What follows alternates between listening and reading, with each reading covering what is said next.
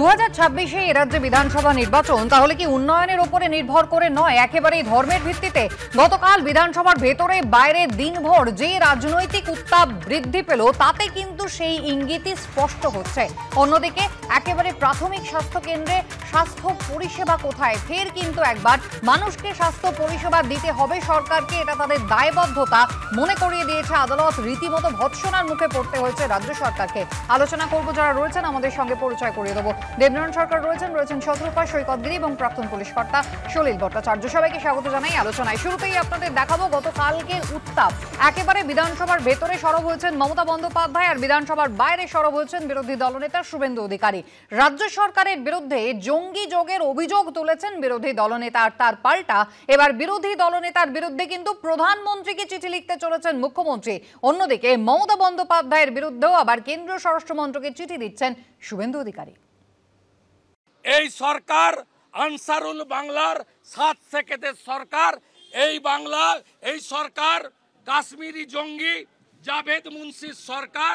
এই সরকারের মুখ্যমন্ত্রী মুসলিম তোষণকারী, হিন্দু বিরোধী, মুসলিম লীগ 2 এর সরকার। আমাকে এই জীবনে এসেও শুনতে হবে এত সংগ্রাম করার পর যে জম্মু কাশ্মীরের টেরোরিস্টদের সাথে আমার সম্পর্ক, আর বাংলাদেশের সাথে টেরোরিস্টদের সাথে আমার সম্পর্ক। আমি প্রধানমন্ত্রীকে চিঠি দিয়ে জানাবো। সোমবার তৃণমূল সরকারকে তীব্র আক্রমণ শানিয়েছিলেন শুভেন্দু অধিকারী। টেনে এনেছিলেন বাংলাদেশের জঙ্গি সংগঠনের প্রসঙ্গ। এ রাজ্য থেকে একের পর এক বাংলাদেশি ও কাশ্মীরি জঙ্গির গ্রেফতারির প্রসঙ্গ। আর এই আবহেই এবার শুভেন্দু অধিকারীর নামে নরেন্দ্র মোদীর কাছে নালিশ করতে চলেছেন মমতা বন্দ্যোপাধ্যায়। আমি স্পিকার স্যার বাংলার মানুষকে বলবো, যদি প্রমাণ করতে পারেন একদিনে মুখ্যমন্ত্রী তো ছেড়ে দিয়ে চলে যাব, কিন্তু আপনি মুখের ভাষায় আপনি বিরোধী দলনেতা হিসাবে যে অ্যালিগেশন করেছেন আমি প্রধানমন্ত্রীকে চিঠি দিয়ে জানাবো, এ কথা আপনি বলতে পারেন কিনা? আর যদি আমি টেরোরিস্ট হই প্রধানমন্ত্রী আমাকে জানাবেন।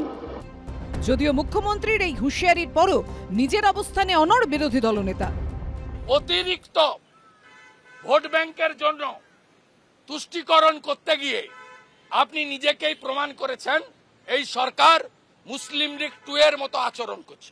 বিরোধী দলনেতার বিরুদ্ধে তিনি বলেছেন আমি প্রধানমন্ত্রীকে বলবো যে আমি জঙ্গি না। মুখ্যমন্ত্রী মমতা ব্যানার্জি, আপনার রাজ্যে 7 শেখ আনসারুল বাংলা তিনি 1.5 বছর ধরে মুর্শিদাবাদের হরিহর পাড়ায় হাজেরি মাদ্রাসা চালালেন। আপনার পুলিশ কেন জানতে পারল না? তৃণমূল বিজেপির রাজনৈতিক লড়াইয়ের সৌজন্যে এবার বঙ্গ রাজনীতিতে চলে এলো মুসলিম লীগও। দেশভাগের আগে যে মুসলিম লীগের প্রধান মুখ ছিলেন মোহাম্মদ আলী জিন্নাহ, আশাবুল হোসেন, কৃষ্ণেন্দু অধিকারী ও আবির দত্তর রিপোর্ট, এবিপি আনন্দ। আমি দেবনারায়ণ বাবুকে দিয়ে আলোচনা শুরু করবো। দেবনারায়ণ বাবু, একেবারে প্রধানমন্ত্রীকে চিঠি দেবেন মুখ্যমন্ত্রী, আবার ওদিকে কেন্দ্রীয় স্বরাষ্ট্রমন্ত্রকে চিঠি দেবেন হচ্ছেন শুভেন্দু অধিকারী। কিন্তু এখানে আমাদের মনে রাখতে হবে এই সদ্য 2024 সালে লোকসভা নির্বাচন হয়ে গিয়েছে এবং তখন এ রাজ্যে যতবারই প্রচারে এসেছেন প্রধানমন্ত্রী বলুন বা কেন্দ্রীয় স্বরাষ্ট্রমন্ত্রী বলুন, তারা এই জঙ্গিবাদ তোষণবাদ এই নিয়ে কিন্তু একাধিকবার কথা বলেছেন।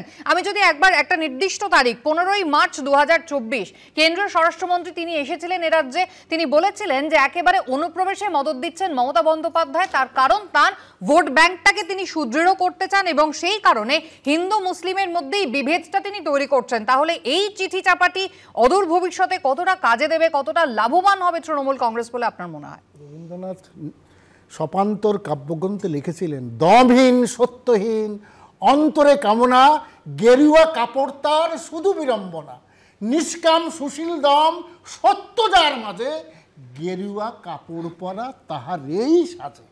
সুতরাং এই গেরুয়া কাপড় পরে মিথ্যা বলবেন না।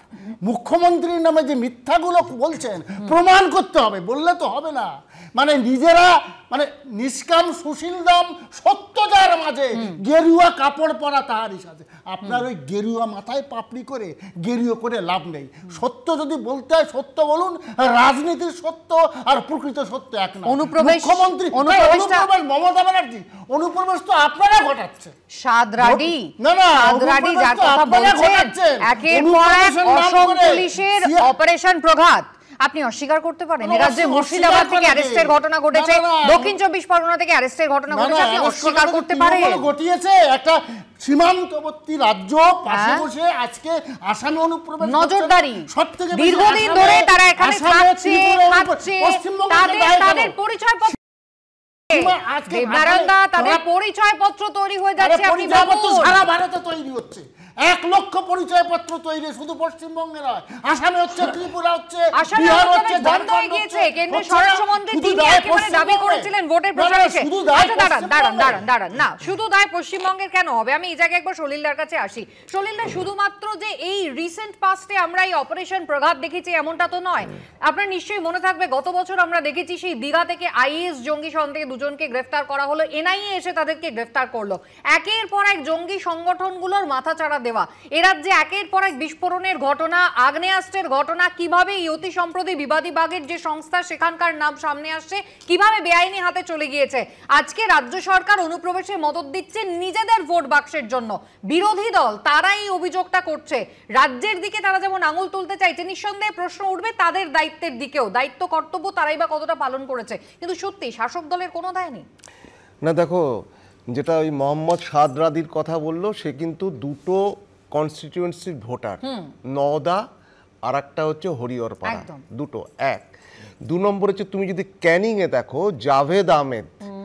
জাভেদ আহমেদকেও কিন্তু জম্মু কাশ্মীর পুলিশ এসে ধরে নিয়ে গেল, এবং সে পাকিস্তান যেত আসতো। সবচাইতে বড় 26 আর 11 যে মূল চক্রী ছিল, সেখানে যে তার ছেলে ছিল মাস্টার মাইন্ড। একদম এই একটার পর মানে বিগত বেশ কিছুদিন ধরে, বেশ মানে 1 বছর তো ডেফিনেটলি হবে, টেরোরিস্ট অ্যাক্টিভিটিস কিন্তু ইজ অন রাইজ এবং ইনক্রিজিং, এ সম্পর্কে কোনো সন্দেহ নেই। এবার রইল তোমার টেরোরিস্ট অ্যাক্ট যেগুলো হয়েছে, সেগুলো কিন্তু বহু ক্ষেত্রে এনআইএ রিসেন্টলি একটা সাজা ঘোষণা করলো, এই সাজা ঘোষণা করলো।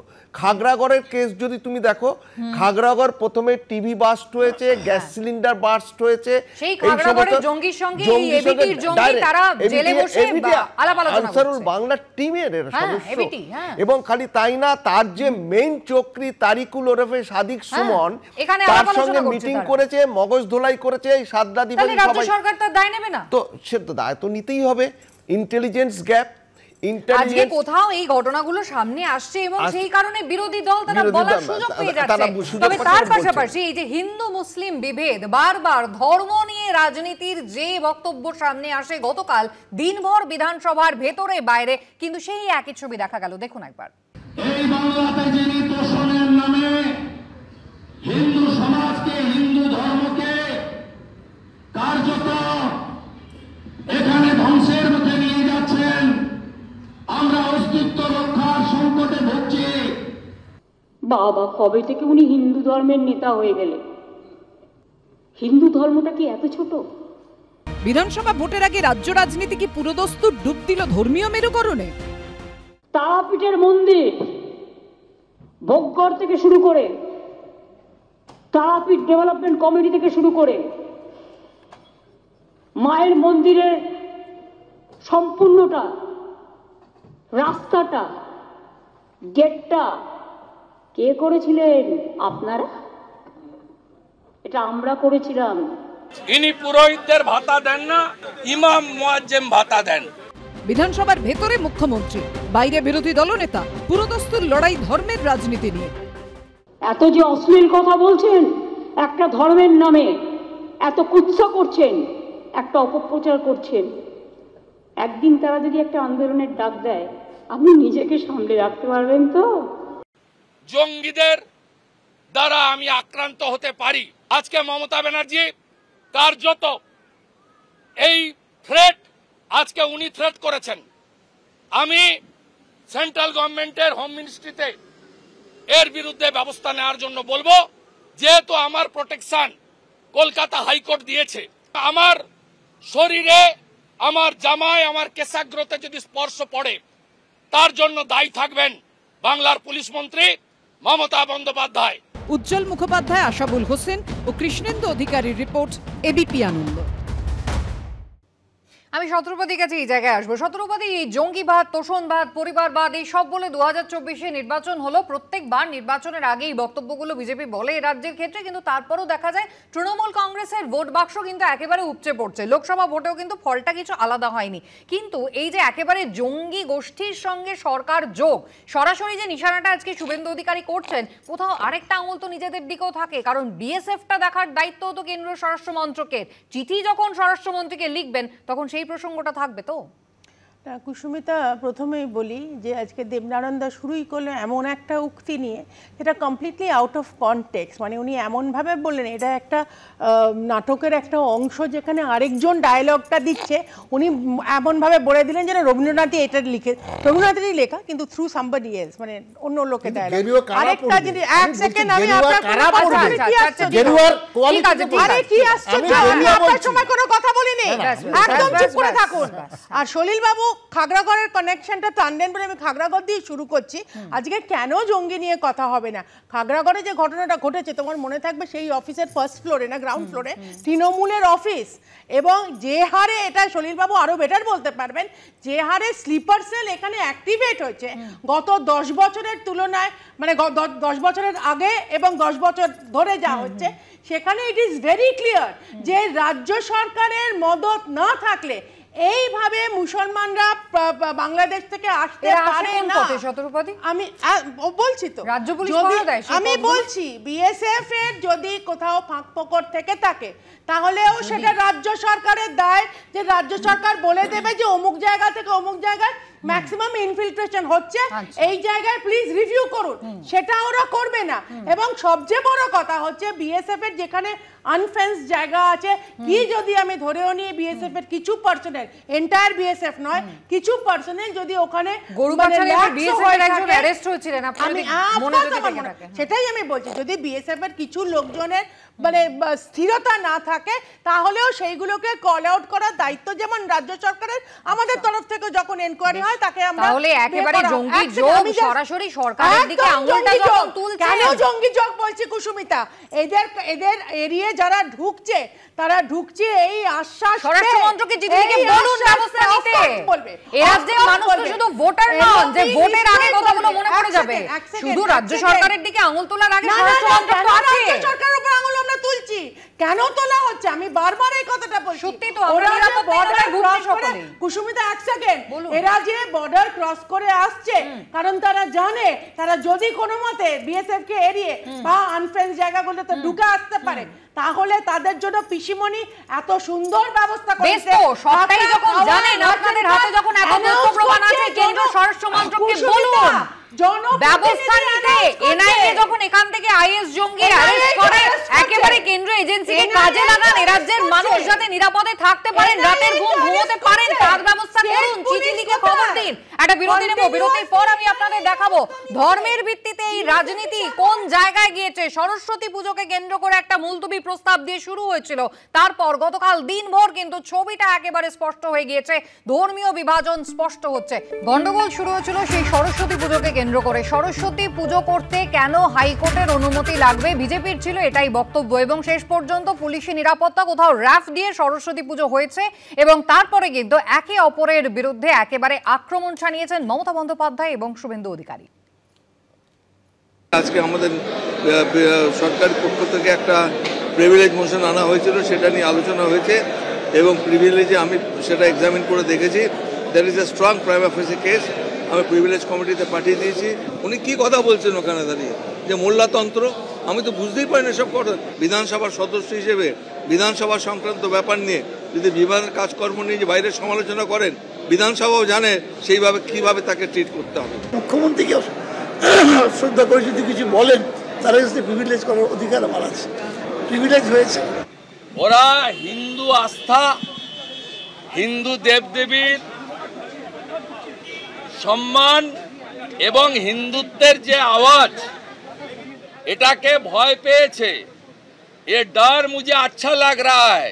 4 বার সাসপেন্ড করেছে, 8 মাস, আর 1 মাস নিলে 9 মাস হয়ে যাবে।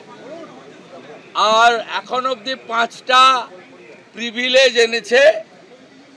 এই ধরনের নিত্যকর্ম যেমন হয়, এটা হচ্ছে একটা ওয়ান টাইপ অফ নিত্যকর্ম তৃণমূলের।